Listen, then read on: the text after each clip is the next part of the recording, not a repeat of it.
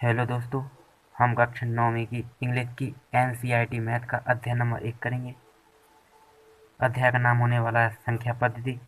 चलिए सबसे पहले इसके बेसिक से पढ़ते हैं, आखिर संख्या पद्धति में है क्या क्या। चलिए चलते हैं। प्रश्नावली 1.1, पहले इसको बेसिक से पढ़ते हैं। प्रश्नावली 1.1 में है क्या क्या। चलिए चलते हैं। पहली प्रश्नावली 1 में पूरी संख्याओं का आपको ज्ञान होना चाहिए। चलिए बेसिक से पढ़ते हैं।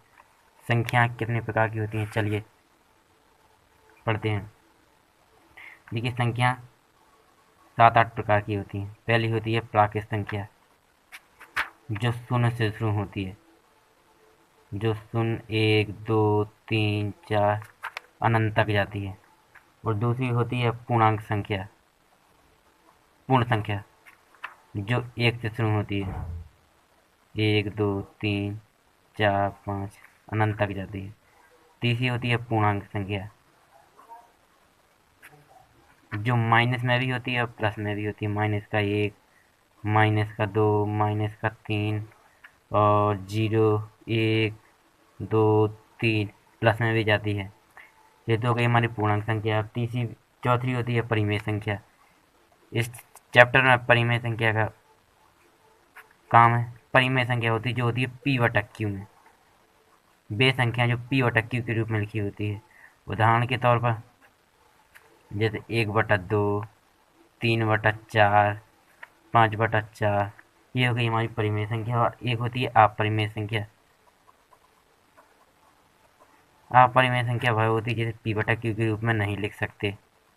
इसे पी बटा क्यू के रूप में नहीं लिख सकते, जैसे पाई, √15, पाई, ये हो गई हमारी अपरिमेय संख्या। और एक होती है सम संख्या।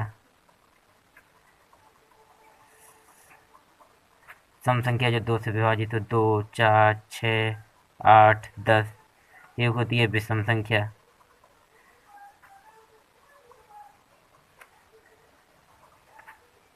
जो 2 से विभाजित नहीं होती, 1 3 5 7 9। एक होती है भाज्य संख्या,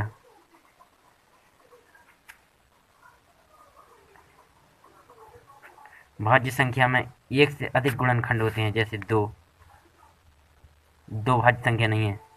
जैसे 4, 4 का भाग 2 से भी चला जाता है, 4 2 दूनी 4, और 2 का भी चला जाता है 2 में, 2 एकम 2। जिसके भाज्य संख्या, जिसके एक से अधिक गुणनखंड हो है भाज्य संख्या। एक होती है अभाज्य, जो एक और स्वयं से विभाजित हो, वो होती है अभाज्य संख्या। चलिए हमने बेसिक सब पढ़ लिया है। चलिए चलते हैं प्रश्नावली 1 पर।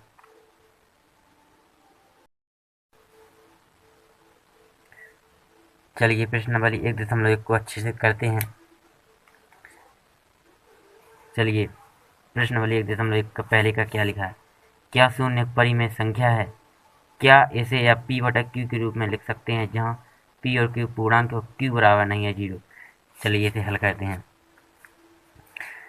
बेटा कह रहा है कि पी बटा क्यू के रूप में लिख सकते हैं, पी बटा क्यू के रूप में, जहाँ पी और क्यू पूर्णांक है और क्यू बराबर नहीं है। हम लिख सकते हैं 0 बटा में लिख दो, हो गया है फिर।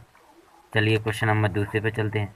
दूसरे में लिखा है 3 और 4 के बीच 6 परिमेय संख्या ज्ञात करते हैं। ज्ञात कर कीजिए। चलिए करते हैं। इसमें दोस्त करना क्या है आपको, सिंपल सा। अगर 6 परिमेय संख्या ज्ञात करनी है तो 7/7 का गुणा करना है। अगर 6 परिमेय संख्या निकालनी तो 7/7। अगर 8 परिमेय संख्या निकालनी होती है तो 9/9 का गुणा करते हैं। चलिए कहते हैं इसे।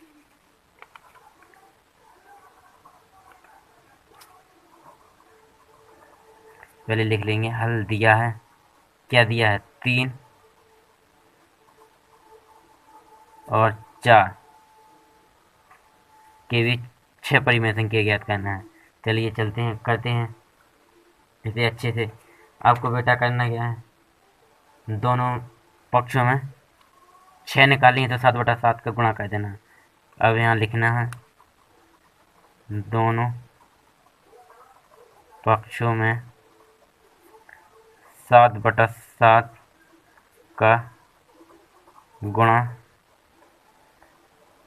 करने पर, चलिए गुणा कर देते हैं। 3 गुणा 7/7 और 4 गुणा 7/7, 30×7 और 7×28/7। अब 21/7 और 28/7। अब ये आ चुकी हैं हमारी 3 और 4 के बीच 6 परिमेय संख्या।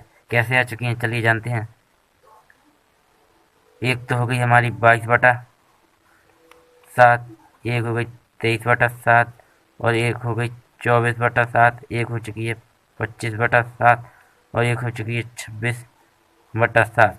ये हो चुकी है हमारी 5 परिमेय संख्या। 1 2 3 4 5। आराम से सिंपल सा क्वेश्चन है, इसका आंसर आ चुका है। चलिए दूसरे करते हैं। दूसरे में तीसरा करते हैं। तीसरे में लिखा है 3/5 और 4/5 के बीच 5 परिमेय संख्या ज्ञात करनी है। 5 परिमेय संख्या ज्ञात करनी है तो 6/6 का गुणा कर देंगे आराम से। आसान है बिल्कुल। क्या कह रहा है? 3/5 और 4/5 के बीच 5 परिमेय संख्या। पहले लिख लेते हैं हल।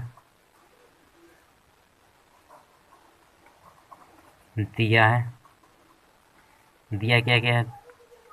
3/5 और 4/5। अब वही दोनों पक्षों में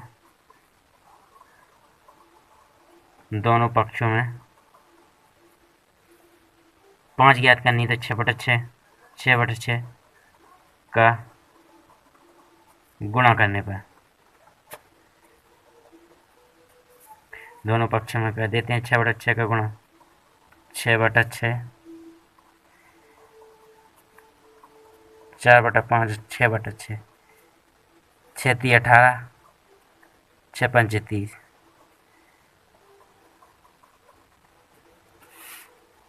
और 6×4 = 24, 6×5 = 30।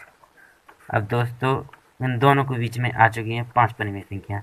एक तो होगी हमारी 19/30, एक होगी 20/30, एक होगी हमारी 21/23, एक होगी 22/30, एक होगी 23/30। सिंपल सा